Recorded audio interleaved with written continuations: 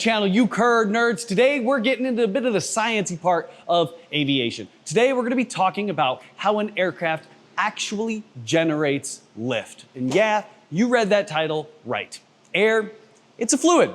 We can really just think of airplanes as skyboats that use a bit of speed to generate buoyancy. That might sound stupid, but by the end of this episode, you're going to be agreeing with good old Cheese here that airplanes are just skyboats floating around on a bit of air. Right off the bat, you have to recognize air, this right here, this stuff right here, it's a fluid, okay? I know, when you hear fluid, you think more cheese sauce or ranch dressing and not air. But air, it really has a lot of the same properties as fluids. Fluids, they generally take on the shape of their container, and they generally don't resist deformation, or if they do, they only slightly resist deformation. That resistance to deformation, it's called viscosity. Viscosity is the resisting to flow or deform. The way individual molecules have their tendency to stick together determines how much a fluid resists flowing. High viscosity fluids are thick and resist flow, while low viscosity fluids flow easily. Think water versus chilled Cheez Whiz, right? Water, it's gonna flow fairly easily and it's gonna take on the shape of its container. Cheez Whiz, on the other hand, it's gonna take a little bit more to flow, maybe a little bit of heat, maybe a little bit of little toasty crackers, and it's gonna take a little bit more for it to form to its container. You could think water is a low viscosity fluid, while Cheez Whiz would be a high viscosity fluid. And air has these same properties, even if we can't generally observe it with our peepers. Another factor to keep in mind is friction. When two objects come into contact with each other, they resist each other. That's friction. It's pretty simple. The surface of a wing, like any other surface out there, has a bit of roughness. And how rough the wing can impact how quickly the fluid flows around it. Bits of air will flow around the wing and actually stick to or cling to the surface because of this friction. They actually stick so much to the wing surface that their relative velocity, meaning their speed in relation to the wing, is close to zero. This layer of molecules is known as the boundary layer. Once this layer is formed on the wing by friction, any further resistance to airflow is actually caused by the viscosity of the air, or the fact that the air wants to stick together. These two forces together work to slow your aircraft down, and we call that drag. Now, there's a few different types of drag. We have induced drag and parasitic drag.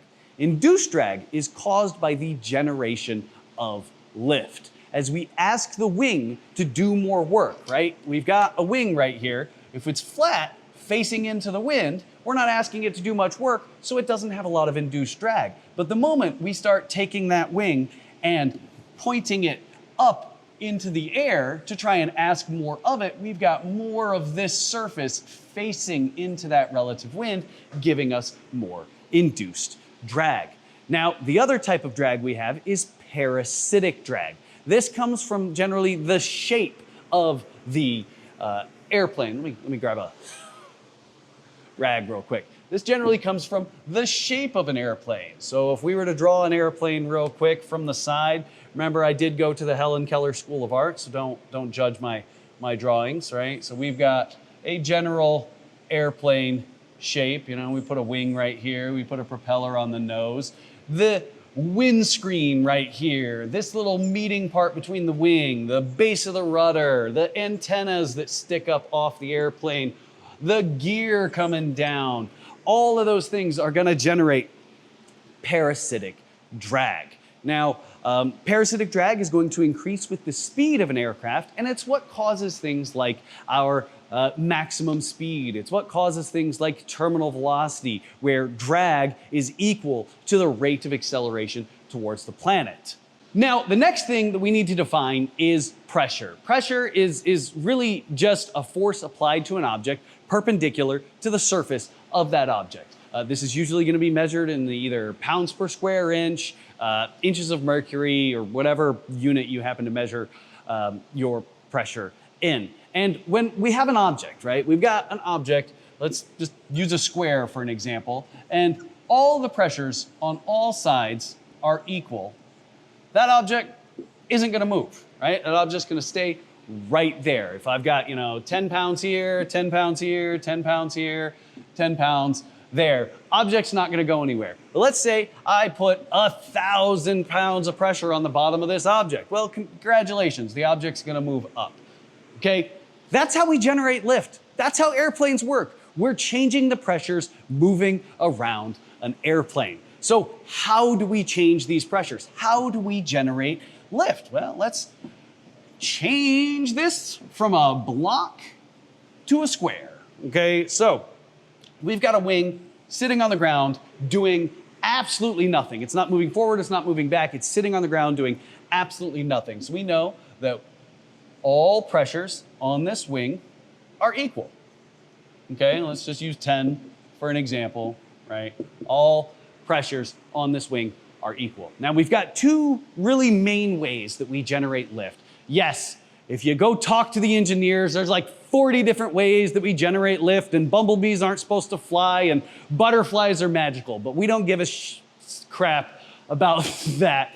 We care about what the Pilot's Handbook of Aeronautical Knowledge says. So we've got two different ways. We've got Newton's third law, so let's draw that up here. And really Newton's third law just says, for every action, there's an equal yet opposite reaction. So let's take our wing and we're gonna start moving it through the air. Let's say we applied, 100 pounds of pressure to the back of the wing so that we could get it moving forward so that we could start getting some relative wind on this wing. Now, as you can see, this wing's pointed slightly up, okay? With this wing pointed slightly up, the air contacts the bottom of the wing. The wing then deflects the air down. With the air being deflected down, let's say it's being deflected down at 10 units. That means for every action, there's an equal yet opposite reaction. So now we get another 10 units applied to this upward force. We only had 10 units applying down. Congratulations, we are now generating lift. Yay! But that's not the only way, because if this was the only way we could generate lift, every airplane would have to fly around like this, which might feel great if you're on an airliner, because then even if you can't recline your seat, if the airplane's flying around like this, you're always reclined, right? But obviously we know that that's not the case. Airplanes generate lift with the wings relatively level. So the next law, or the next rule for lift generation is Bernoulli's principle. Now, our boy Bernoulli, sitting around in the 1800s or 1700s, I don't know when he thought this up, but sitting around with nothing to do but smell his own butt crack, he was like, if we take a tube, right, and we put a little restriction in it, what I notice is that the same mass of air coming in here has to exit here, right? It can't, there ain't no portal in here to do weird things. So he recognized that the velocity as this air is moving through this little restriction, the velocity in this restriction has to go up. What he also recognizes is as that velocity goes up, the pressure goes down. Now you might be looking at this going, we're talking about airplanes. Why is he drawing tubes with restrictions and talking about French people, Bernoulli and all this jazz? Well, let's take a look at this picture for a second. Let's erase this. Let's erase this. Let's erase all of this up here. And then you know what? We're gonna erase this. We're gonna erase this. We're gonna connect the bottom. The hell does that look like? That looks like a wing to me. So in our examples, the wing is our restriction and the mass of air is just the relative wind. So let's draw our wing again, but let's draw it flat this time, as opposed to with a little tilt up, right? Since the wing's flat, all the relative wind is smacking the front of the wing. We don't have any Newton's third law going on right now except slowing us down. So as the air hits the front of this wing, it hits this restriction right here. So what ends up happening? We get an increase in velocity above the wing and a drop in pressure above the wing. Well, with all things constant, the pressure down here didn't change. we only changed the pressure above the wing. So since we have the pressure above the wing going down, it's gonna suck the wing up into the air because we have less pressure above it than we do below it. So is that all? I hope all of that's clicking right now. If it's not clicking, please let me know in the comments. We'll try to make this a little bit simpler for you, but I feel like I broke it down pretty Barney style for y'all. So let's keep moving on. All right, now this is kind of some of the big reasons why we moved from the office at home to the hangar, because we've got an airplane to use as an example. When you start looking at subsonic wings or wings that move below the speed of sound, you're gonna see some universal constants, right? We've got things like the front of the wing. This is the leading edge because it's leading the way to the direction we wanna go. Then you've got the trailing edge. That's gonna be the back of the wing. It's trailing away from the way we wanna go. Usually the front of the wing or the leading edge is gonna be fatter than the trailing edge. Now, we also can draw an imaginary line from the leading edge straight to the trailing edge. Okay, so if we've got things like flaps down, we're gonna draw a line straight to that, and we're gonna talk about flaps in a second. Now, why do we care about this imaginary line that we drew from the leading edge all the way to the trailing edge? That imaginary line is known as the chord line. And the angle between this imaginary line and the wind coming at the wing is known as our angle of attack. So this angle you see right here is our angle of attack. Angle of attack is really how much are we asking from the wing. Now, as we increase our angle of attack, if we start to pitch the airplane up, we're going to generate more and more lift while also generating more and more drag until we reach a certain point, which is known as our critical angle of attack. And at this point, the wing will stall and it'll no longer be generating enough lift to keep the aircraft aloft. Now, we'll talk about stalls in a later episode because there's a whole lot going on with stalls. But with this kind of rigid wing that doesn't really change its shape, right? We're kind of stuck in our regime of speed that works for this fairly rigid wing that doesn't change its shape. Sure, I do have flaps, but they're not that effective. Now, airliners, on the other hand, they've got a whole bunch of fun little doodads that come in and out of the leading edge of the wing and the trailing edge of the wing. When we start talking about the leading edge of the wing, some devices that could come down would be slats. Now, slats, what they're gonna do is they're gonna change the upper camber of the wing. So if I was to stick a little slat down here, okay, I'm now having a whole lot more upper camber so that I can start generating more lift at lower speeds and very often even reducing my angle of attack, moving me away from a stall, allowing me to slow this airplane down and still be controllable. Now, on the other end of it, we've got some flaps. You might even be able to see my flaps. I'll move them up for you. That's the gear handle. You can see the flaps moving up ever so slowly. Those things actually come down and they will give me, again, more upper camber, allowing me to generate more lift at lower speeds. But what they also do, what a lot of people say their main purpose is to increase drag. In your training aircraft, you've probably got 10, 15, 20, 30, and 40 degrees of flaps on some of them. And that first 10 degrees of flaps, that's gonna really increase that upper camber and give you that lift that you're looking for. Anything more than that, it's really just gonna be drag to help you go down and slow down. And that's what airliners use their flaps for as well.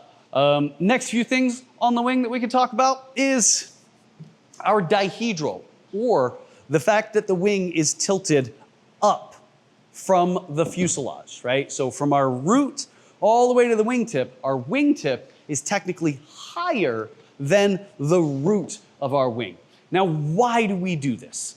We can think about the shape of a boat, okay? The shape of a boat is shaped kind of like a V, okay? It makes it so that when we kind of tilt over, we've got more boat in the water now, and it's gonna kind of bring us back to center.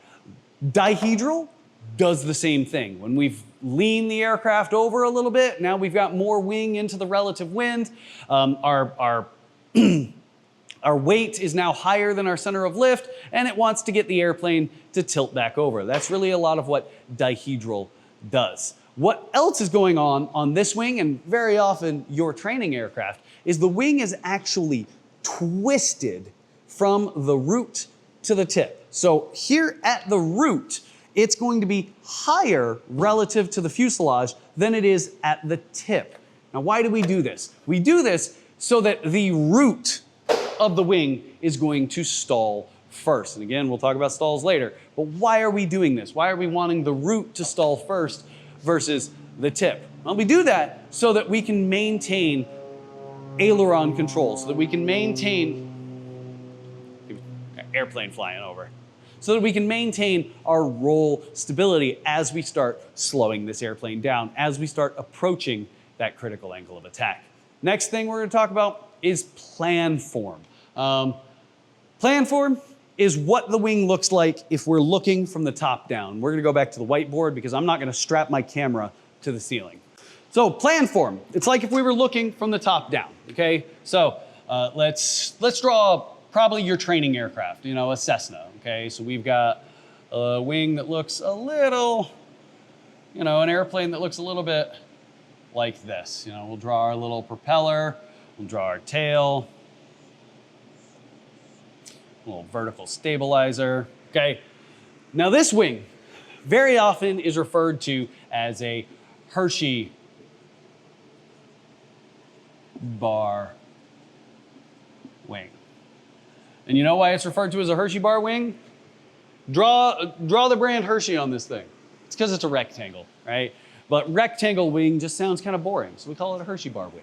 Hershey bar wings, they're great, they're docile, they are really forgiving for, you know, pilots that are new, right, and might make some mistakes. That's why a lot of training aircraft have Hershey bar wings. Now, if you're in a slightly newer Cessna, you might notice that it's not just a straight rectangle. You might notice near the tip, you get a little bit of taper, all right? This is a little dramatic, but you get a little bit of taper.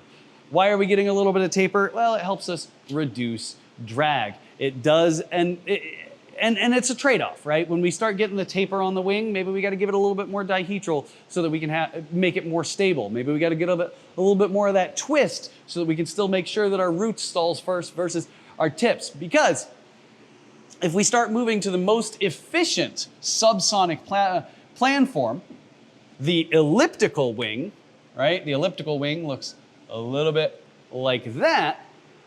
This wing has a tendency to stall from about the middle out to the tip, usually more at the tip. And since we have control surfaces out here on the tip of the wing, we end up losing control of the aircraft as we start approaching stall speeds. And obviously, we don't want you new student pilots rolling and stalling and losing control and crash, spin, burn, die, right? We don't want that. We don't want that. So we train in Hershey bar wings. We train in slower wings. But the elliptical wing is the most efficient subsonic wing. That's why you see it on like the Spitfire, the Japanese Zero, stuff like that. All right, now we're kind of wrapping up this episode.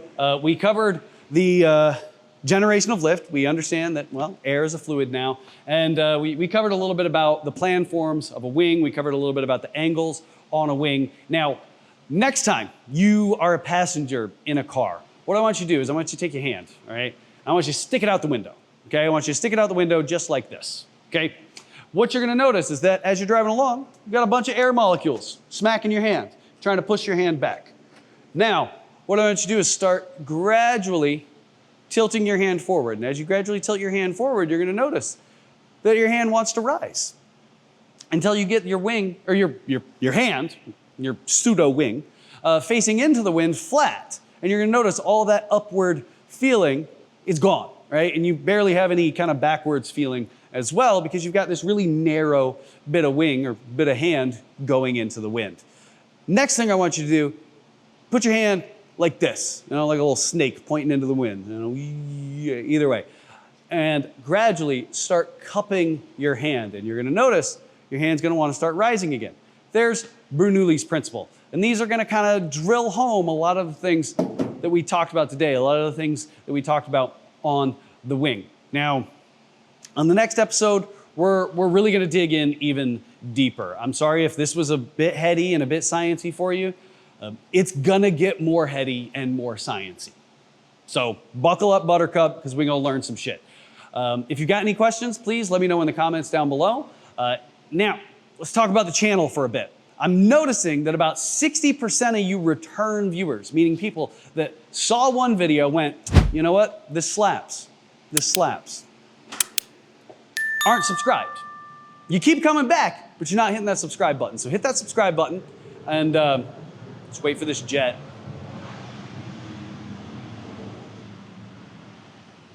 Jet's gone. So hit that subscribe button. And don't forget to hit that bell icon so you can get notified every time we come out with more Pilot's Handbook of Aeronautical Knowledge videos, more seaplane adventures, just more of CheesePilot and the adventures associated with it. And I try to teach in every episode. Every video, I'm trying to teach y'all something because I want y'all to be safer pilots. I want y'all to be better pilots. I want to help prevent y'all from making the mistakes I made as I was coming up in aviation. So, thanks for watching. Don't forget, hit that bell icon, subscribe, blah, blah, blah, blah, blah. Let me know if you've got any questions in the comments below. And as always, fly safe and keep it cheesy.